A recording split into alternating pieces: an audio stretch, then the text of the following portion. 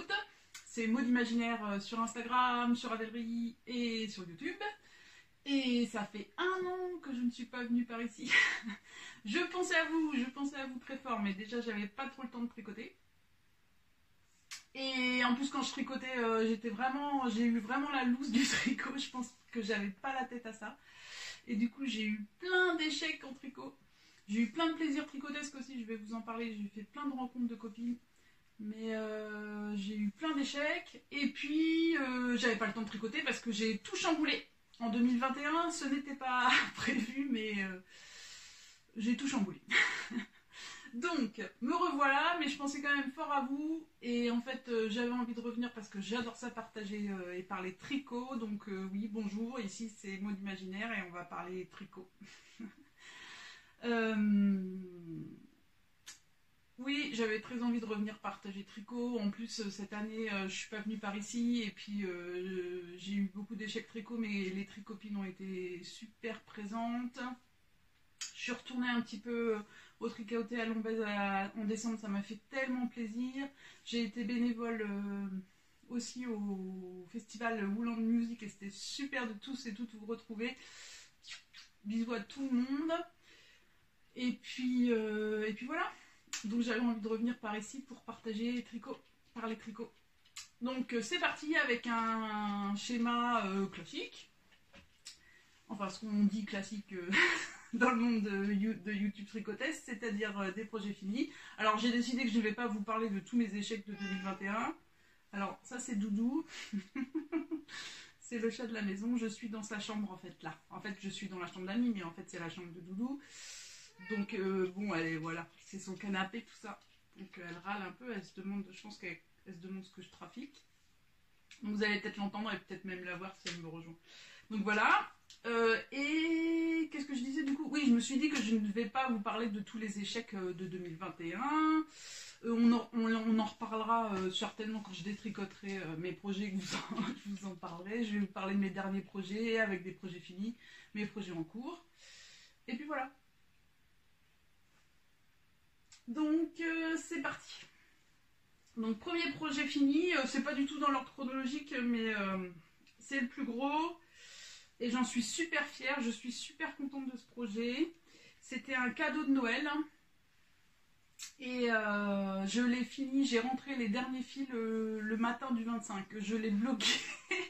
J'ai suivi les conseils de Sophie. Parenthèse créative sur Instagram, coucou. J'ai mis sur l'étendoir et j'ai mis le chauffage à fond pendant 1 heure ou 2. Et en fait, il a bloqué assez vite. Mais je l'ai fini et bloqué la veille, le 24, au matin. Et j'ai rentré les fils le 25 au matin dans mon lit. Donc c'était un cadeau de Noël pour la maman de mon amoureuse. Et j'étais trop contente de lui faire ce cadeau. C'est le modèle Life of Lagertha. Je mettrai toutes les indications, toutes les infos, laine et modèle, etc. En dessous, dans la barre en dessous de la vidéo. Donc c'est le modèle Life of Lagertha. Et c'est un modèle de la québécoise que je suis en podcast. Elle en fait plus trop en ce moment aussi. C'est Catherine tricote tout le temps son podcast. Et je pense que c'est la même chose sur Instagram. Mais je me souviens un peu de son designeuse. Donc c'est Life of Lagertha. Et je me souviens de la sortie de ce modèle. Elle l'avait fait avec les laines de Fibertail. Avec ses laines qu'elle produit elle-même, etc. Donc c'était une laine super rustique. Elle avait voulu un châle simple pour mettre en valeur ses laines. Donc moi en fait j'ai pas utilisé la même laine. Et sur son modèle en fait il y a une indication pour pouvoir mettre des perles dans les torsades.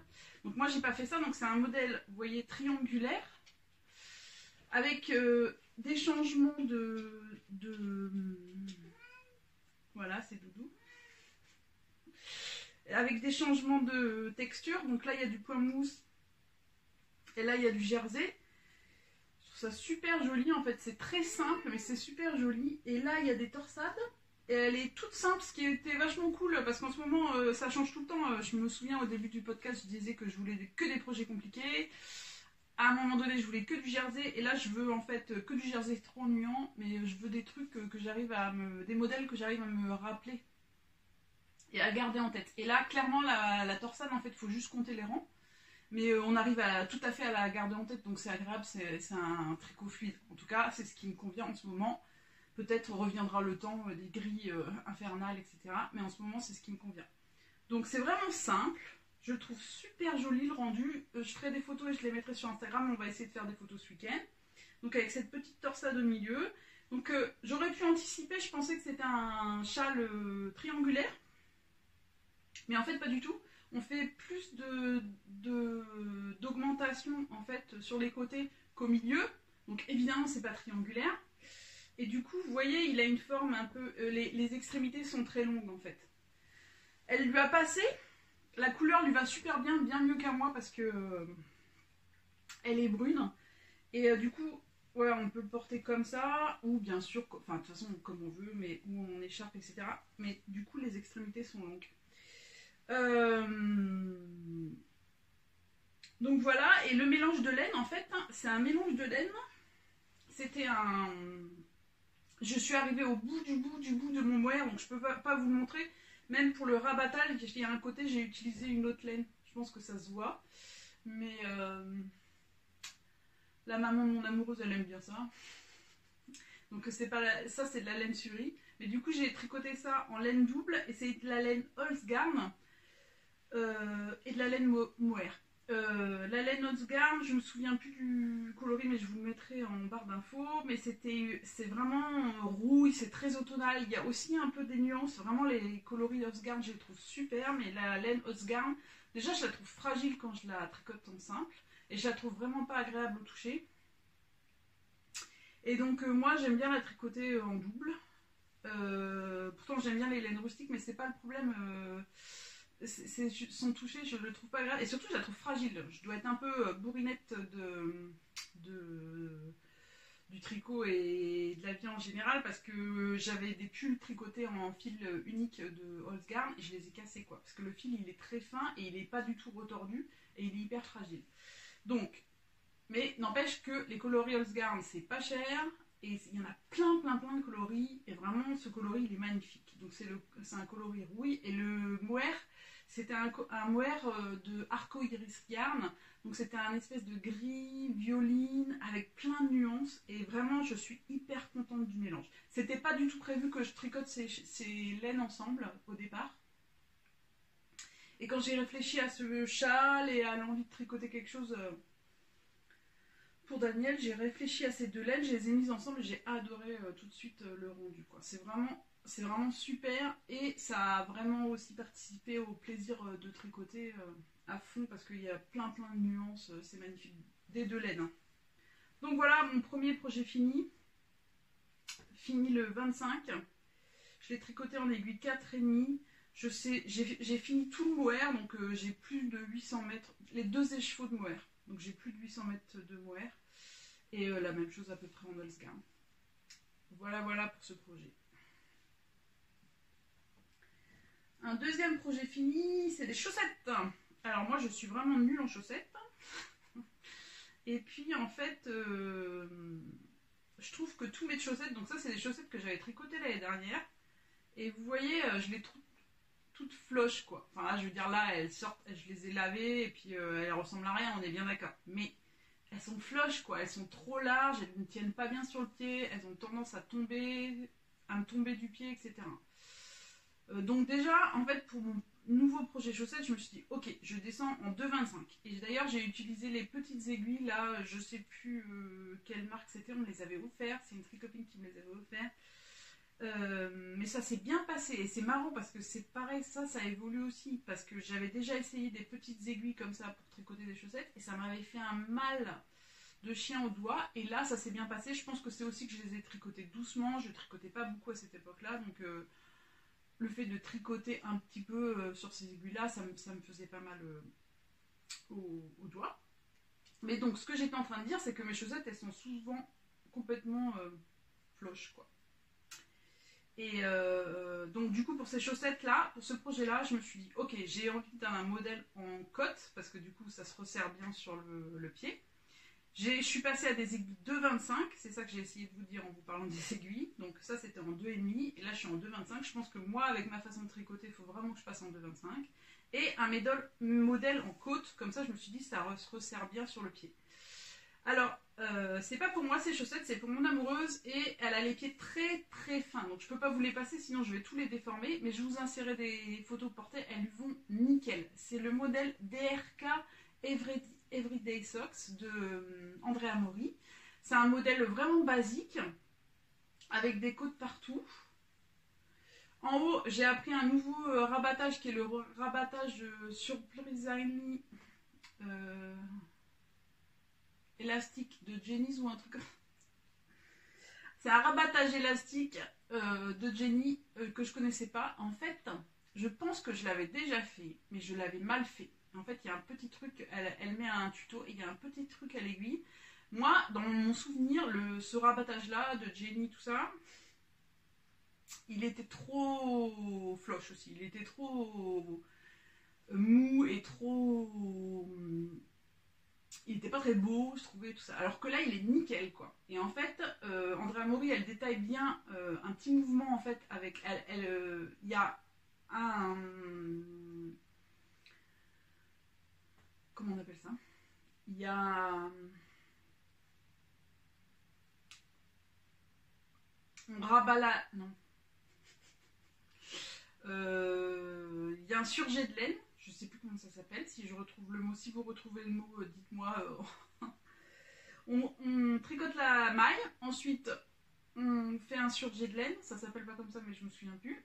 Et en fait, au lieu de le faire comme d'habitude, de l'arrière de notre tricot à l'avant, on le fait de l'avant à l'arrière. Elle détaille bien ça dans son tuto et en fait ça change complètement le rendu, quoi. Je le trouve super joli. Maintenant j'ai fait le même rabattage en fait pour ce châle là parce que pour les châles aussi je trouve que c'est bien d'avoir un rabattage élastique et vous voyez il est super joli aussi.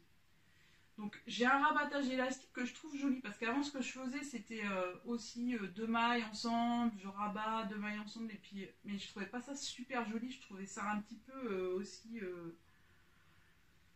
mou, etc.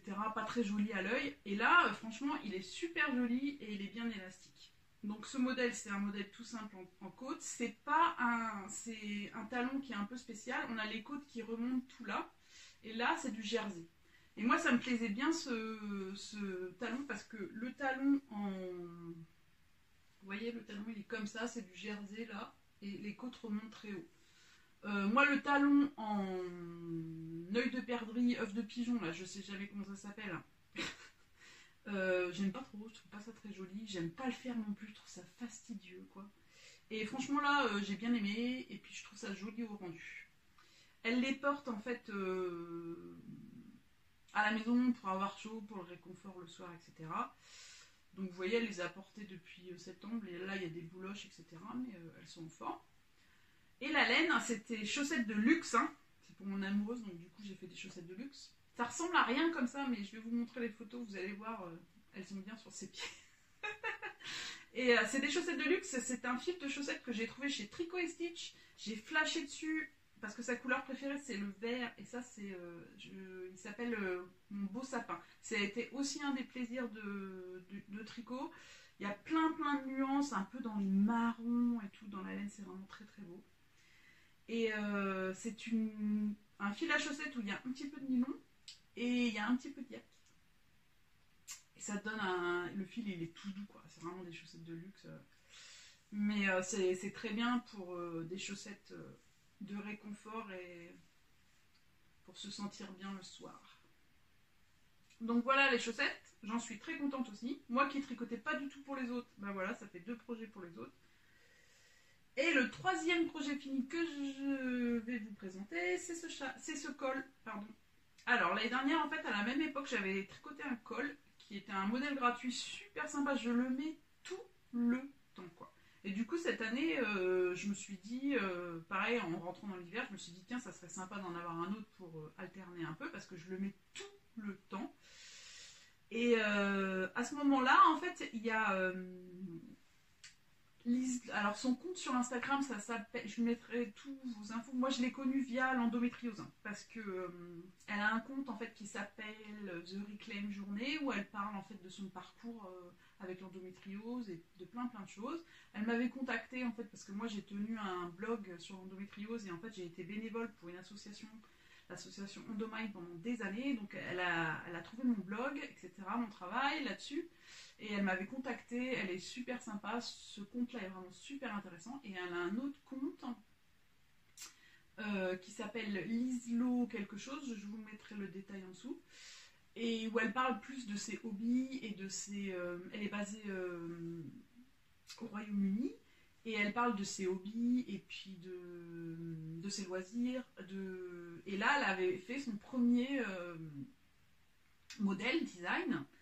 Et je vois, c'est un col, quand je vois les photos, je me suis dit, oh, c'est super sympa. Une des choses que je préfère le plus dans le tricot, c'est les torsades et les côtes. Il y avait les deux dans ce modèle, donc je me suis dit, waouh, trop cool.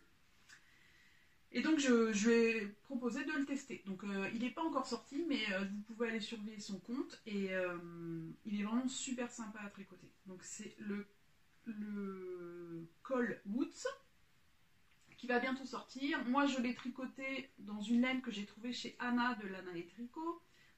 C'était un super plaisir tricotesque aussi parce que Anna m'avait glissé un petit livre, donc ça a été colis de laine et échange de livres. C'était bien sympa, merci beaucoup Anna. Et c'est de la laine que j'ai trouvée chez elle, c'est la Fado de Fonty qui est en couleur naturelle. En ce moment, je suis à fond couleur naturelle. Enfin, je suis à fond toutes les couleurs comme d'habitude, mais je sais pas, j'ai une attirance pour les couleurs naturelles. Donc, il y a, je sais plus par où commencer. Si, on commence par la torsade, et en fait, il y a un petit truc dans son modèle, c'est que on monte pas le même nombre de mailles, on n'a pas le même nombre de mailles pour les torsades et pour la partie de côte. Donc, les torsades, ils sont vraiment, ça fait un espèce de treillis, c'est très simple à faire, c'est pareil, c'est assez intuitif. Je le trouve vraiment très joli. Et en plus, ce qui est sympa, c'est que ça tient bien droit là devant. Donc ça couvre bien du vent. Et derrière, en fait, il n'y a pas le même nombre de mailles pour les côtes. Et c'est des Fisherman Whips. En anglais, c'est côte anglaise. Moi, je galère à fond pour ces points-là. Ça ressemble un peu à du point brioche, mais c'en est pas vraiment. Enfin, c'est un parent, quoi. Un cousin du point brioche. Et moi, tout ce qui est répétitif comme ça, j'ai fait des erreurs et il y en a encore. À la fin, j'ai arrêté de les faire parce que c'est fou. Je sais pas, mon cerveau, il est pas du tout adapté. Mais par contre, c'est hyper agréable, c'est tout mou. Et donc, il se place comme ça, bien dans le cou. Et devant, c'est bien droit là. Il est vraiment super, quoi. Franchement, super design. Surveillez son compte. En plus, moi je l'ai tricoté en 2 semaines en tricotant pas beaucoup. C'est donc la laine Fonty, je l'ai tricoté en 5. J'ai été étonnée parce que je l'ai tricoté par le passé, la Fonty. Peut-être que ça aussi, ça évolue. En 5 et j'avais trouvé ça trop large. Et là, en 5, je la trouve bien, qui se tient bien. Donc, ma façon de tricoter a dû évoluer aussi. Donc voilà, c'est le col Woods. Et j'en suis super contente, ça me fait un col supplémentaire et je réfléchis à tricoter d'autres cols parce que c'est vraiment ce que je porte en fait pour le coup, plus que les châles moi. Les châles en fait j'aime bien les châles géants pour me mettre tranquillement dans le canapé et avoir bien chaud, mais pour le quotidien au labo et tout ça, au laboratoire oui, parce que je travaille dans un laboratoire de recherche, c'est pas bien d'avoir des châles, ça trempe dans la soupe quand on travaille alors que les cols c'est bien. Donc voilà. Je parle à 10 000 à l'heure, là, je sens. Et donc voilà pour mes projets finis.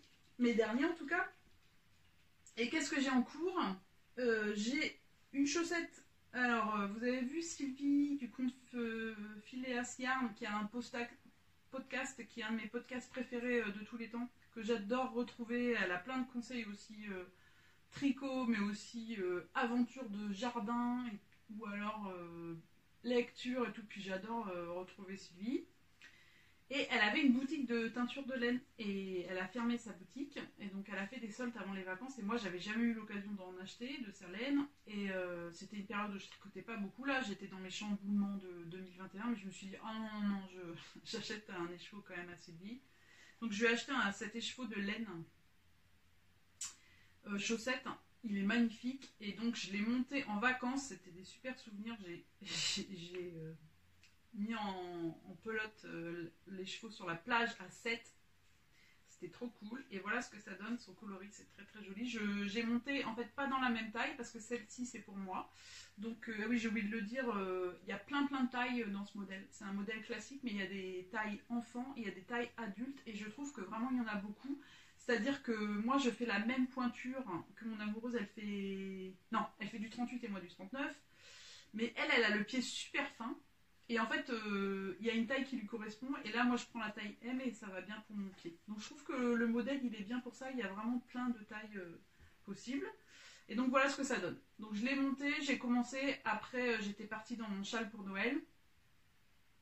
Mais je vais le faire tranquillement. Ah bah voilà, c'est les petites aiguilles dont je vous parlais. Je suis repartie sur du 2,25 aussi. Et même modèle, les DRK Everyday Socks. Et mon deuxième en cours... C'est un pull pour mon amoureuse. Je vous dis, je tricote à fond pour les autres alors que je ne le faisais jamais avant. C'est marrant. Et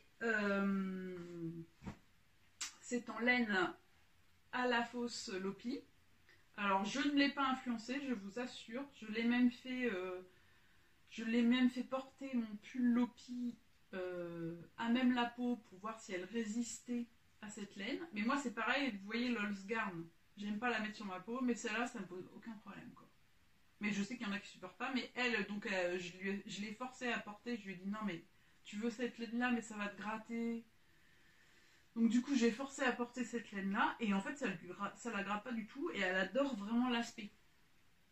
Donc, c'est elle qui a choisi la laine. En fait, c'était vraiment amusant de choisir la laine et le modèle avec elle, parce c'est quelqu'un qui est très sur le détail, et moi, pas du tout. Et souvent, en fait, je me rends compte que je me lance dans des projets et qu'après j'ai pas pensé à ce détail ou à ceci, cela. D'ailleurs, en fait, parmi mes chamboulements, là, je suis en train de vider ma maison, etc. Je l'ai vendu et j'ai plein de tricots que je vais donner aux tricopines et aux tricopains parce que qui me correspondent pas vraiment. Donc, en fait, ça me fait évoluer parce elle est vraiment très pointilleuse dans ses choix. Et clairement, pour 2022, je veux être pointilleuse comme elle ou au moins essayer de tendre vers son amour du détail. Mais donc, du coup, on a regardé plein de laines et c'était vraiment le rendu dont elle avait envie. Donc, c'est la fausse Lopi et je pense que c'est un des coloris naturels.